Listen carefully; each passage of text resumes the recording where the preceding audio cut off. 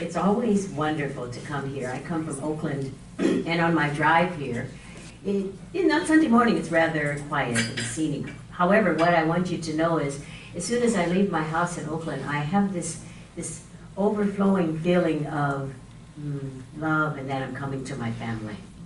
So thank you, and that's the way it's true for me, yes. And as I get closer and closer, I know that, and I know that no matter if there might be ways that we appear to differ, I'm still coming to my family.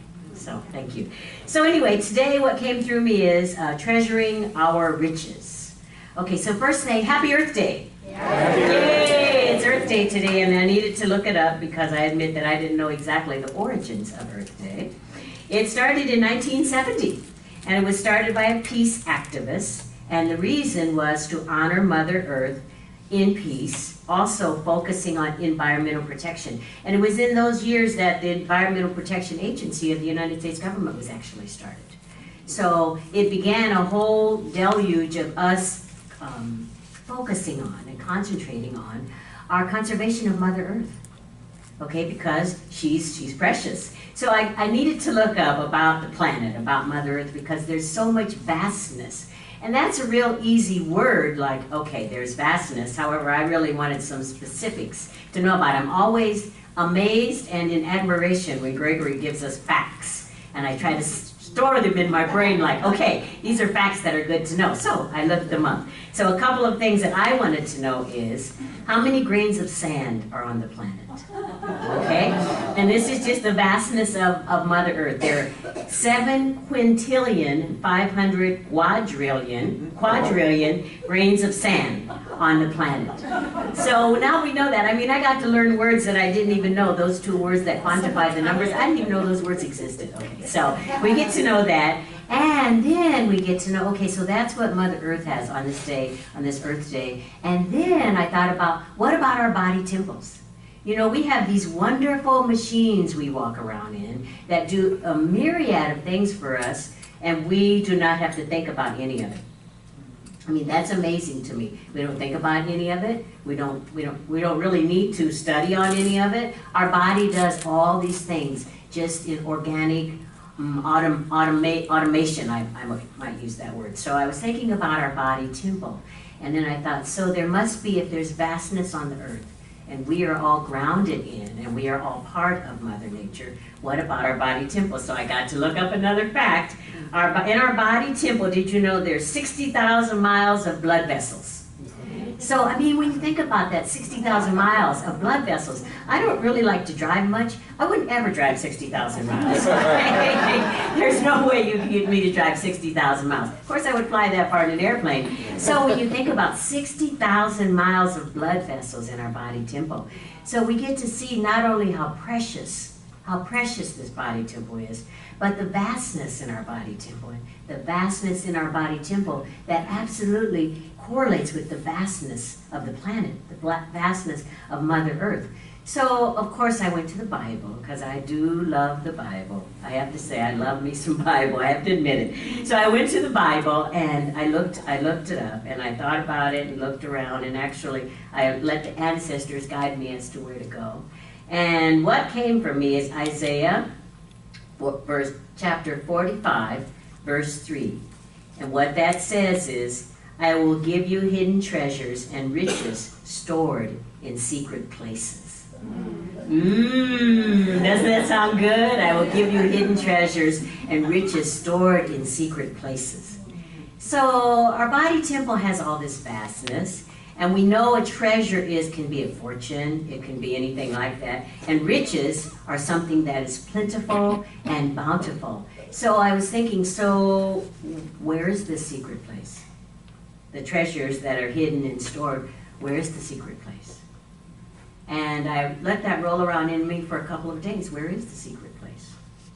And it became very clear to me exactly what my sweet sister Amy said. The secret place is within us. I love the synchronicity of spirit when we're here together, because the secret place is within each and every one of us. Think about it. If our body temple has such vastness that correlates with the vastness of the planet, what could possibly be inside us?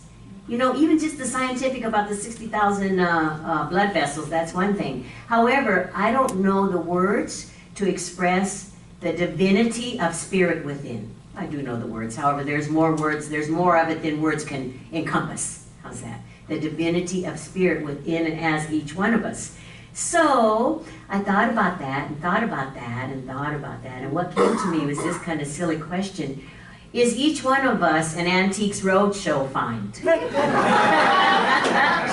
that show? It's on PBS. I don't know if you know, it comes on KQED for me. However, each one of us, are we an Antiques Roadshow find? Or each one of us, there's something within us. There's a multifaceted gem of spirit, living and breathing and having its beingness and its oneness in and as each one of us. I mean, think about that. Each one of us, you know, we all have our ideas about our physicality and how we physically look. We all have our own ideas about it. Mostly, I'm just going to say, I'm going to make a blanket statement, we feel great about ourselves, okay? Even in the days that we may not want to feel great about ourselves, we know we can feel great about ourselves. However, think about spirit within. I mean, just think of the vastness of the planet. Think of the entity that created this 7 quintillion, 500 quadrillion grains of sand. That same entity is within and as each one of us. That same entity is in you. That same entity is in me. Thank you so much. I love that song, The Face of God, because that same entity is the face of God. You know that when we look at ourselves or we look at anyone else, we are looking at and we are communing with the face of God, because each one of us is spirit itself. Okay, so I thought, well, okay, if we have this treasure and spirit is within us, the humanity of me said, in what way do I figure this out? Okay, and it became very clear to me when I took it into meditation and contemplation that the way that we each get to figure out what is that facet of gemstone within each and every one of us, that spirit, we get to decide, what are you passionate about? What really just gives you passion, okay? You guys know me well. One of the things that gives me passion is I love, love, love to move and work out. I love to dance, I love to run, I love to elliptical, so what are you passionate about? And whatever it is you're passionate about, what does that passion bring to the planet? You know, the other thing I'm passionate about is just what I'm doing right here and right now, standing up and sharing, okay? It just bubbles it out of me, as you can see. And so, in what ways can I serve the planet with that? I served the planet with that for about 40 years for United Airlines, by being able to just get up and talk and be and share and minister and shine my light. Okay, so that's an example of what is it that is your passion. Okay, that's one way to figure it out. The other way to figure it out is when you get an idea, when an idea comes to you, what idea has come to you recently, and I know it's come to every single one of us, what idea has come to you recently that scares the crap out of you? Because when the idea is so vast, when the idea seems so large and so completely expansive, it's the desires from the heart of God within. It's Spirit's idea of itself through and as you. Through and as each one of us, not just you, me too. Through and as each one of us. So that's another way for that gemstone that you are to shine forth. So like recognizes like. All right, so when you are drawn to something that is vast, when you are drawn to something that feels like a treasure, when you're drawn to something that is riches, that's because it is drawn to you. It is the truth of who and what you are. It's just exactly who and what you are. So the way that we can get to this, you know, because I'm really about living in the beingness of spirit. However, the human part of me, the spiritual being that's having a human experience, wants to know, well, okay, what is it we get to do? So I looked in the Science of Mind textbook, and it said, only by penetrating deeper and yet deeper into our own divine nature, we push further and further into the infinite. And I'd like to add on, we push further and further into the infinite possibilities. So the deeper and deeper we go, the more we push further and further into the infinite possibilities. Okay, and you know, the infinite possibilities, I was just talking with my baby sister last night about infinite possibilities. There's so many possibilities of our lives that we can't even wrap our minds around. I mean, think about things that are happening in your life now that you couldn't have wrapped your mind around even a year ago. No less a decade ago, no less 30 or 40 or 50 years ago. So that's just an everyday part of our life. Just like we all carry around a little computer now. And we call it a smartphone. You know, that's something, that's part of the infinitude of the possibilities of the creativity and the intelligence of spirit. That is awaiting our acceptance. Because we're all vessels for it. You know, we're all the place in the space where all of spirit's goodness and intelligence and creativity and ideas and blessings are awaiting to pour forth through and as each one of us. So we get to ask, really. First, we get to be steadfast in our spiritual practices. Okay, and so we all have different spiritual practices. And we all know spiritual practices. I mean, I could list them again: prayer, meditation, contemplation, journaling, all sorts of things like that. So we get to be steadfast in our spiritual practices so that we can go deeper, deeper, further and further into the infinitude of spirit, which is in and as each one of us.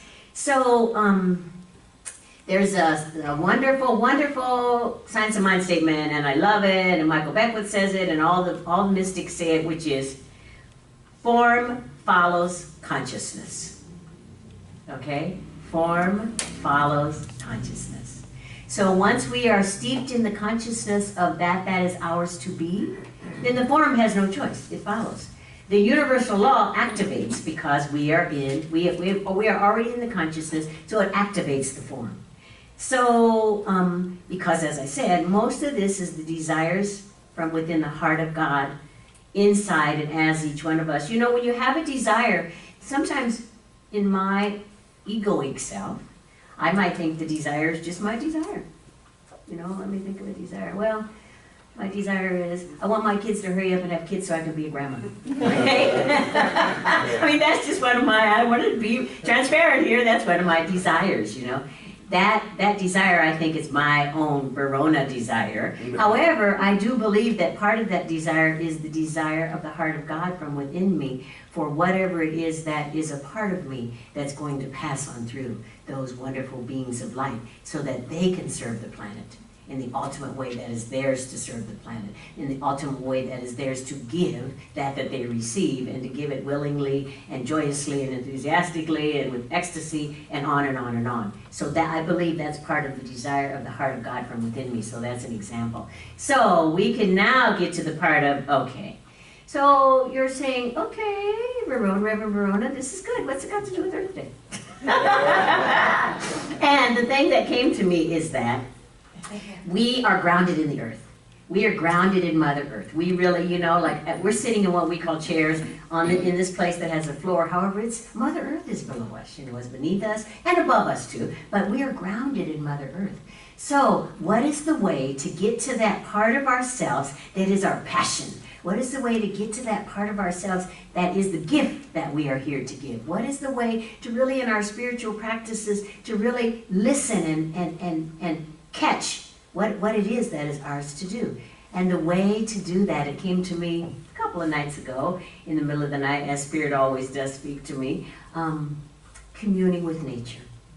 This is our way to figure it out. This is our way to find it out. This is our way to listen. This is our way to be it. This is our way to have that conversation, because in the stillness of nature, when we get quiet, really, I mean, really, really, you know, I can hear a pin drop quiet. In the stillness of nature, we're going to know. It's going to come to us, and we're at choice. We get to choose what part of nature we want to commune with. Okay, so for me, I'm a water girl. I love the Pacific Ocean. Now, that does not say, don't think that means I'm a real great swimmer. I'm out there swimming, kayaking, and all that. I just love the Pacific Ocean, and part of it is because a good part of the 2/3 of my life, 3/4 of my life, I was hanging over the Pacific Ocean in an airplane, you know? And every time, I mean, that was my office building. I would go to the window and look out, there's the Pacific Ocean. I mean, and when I got where I was going, when I ended my business day, there's the Pacific Ocean. Okay, so I do love the ocean, so I have a tendency to go to the ocean.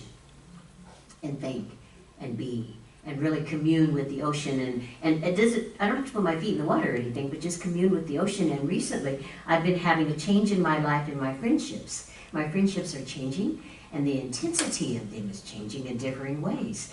And I have to admit that for all of my spiritual learning, teaching, embracing, it's something that was kind of giving me pause. Okay, so I went to the ocean to be with it and to think about it. And what came through for me, I just sat there at the ocean and got quiet. What came through for me was a song I learned in Girl Scouts. I was a Girl Scout. And the song that came through is, make new friends, but keep the old. One is silver and the other's gold. And it came to me like little Verona said, yay, okay, we have it. So I use that as an example, as that's how the communing with nature. And then, of course, I went back to my books, because, of course, like all of you, I have bookcases filled to overflowing with metaphysical books. And I looked at them, and I found a quote from George Washington Carver. You guys all know George Washington Carver, the Peanut Man. That's who he's known. That's what he's known for. But really, he did a lot of things, and he was the one that taught farmers in the South, plantation owners, how to recycle their soil so that they could use the soil over and over and over. But anyway, I digress. George Washington Carver quote said, and I couldn't believe this, however I do believe it because it's spirit, get out into nature for the answers and the questions.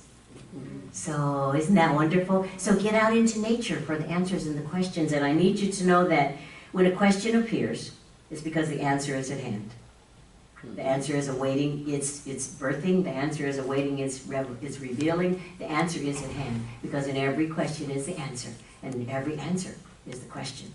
So this is the way we get to do it. This is the way we get to, like I happen to live by the redwoods too in Oakland. I'm very blessed. I live by like 10 minutes from the redwoods. So for me, the example for all of us could be the redwoods, could be the ocean, it could be your garden. You know, it could be the plants you have inside your house, because you have plants inside your house to oxygenate your area, you know, to oxygenate your sanctuary that you call home. So the best way, I believe and feel, and I know, is that if we get out into nature, and if we open our heart, open your heart to the heart listening, because there's a conversation going on from within each of our hearts. And that conversation absolutely is speaking to the conversation of nature.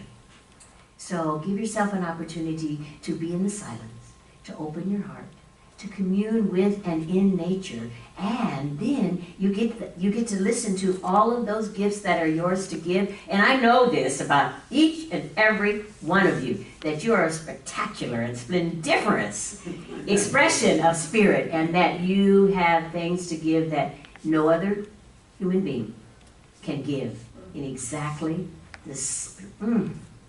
the wonderful and glorious ways in which it's yours to give. So that's the way we can treasure our vast riches from within, and also it gives us an opportunity to serve the planet, to serve Mother Earth, to be in the conservation of the planet, to know that we love her, she takes care of us, and that it is our blessing, it is our absolute, the word that comes, okay, Spirit, it's our reward, and it is ours to be and to do. So enjoy Earth Day.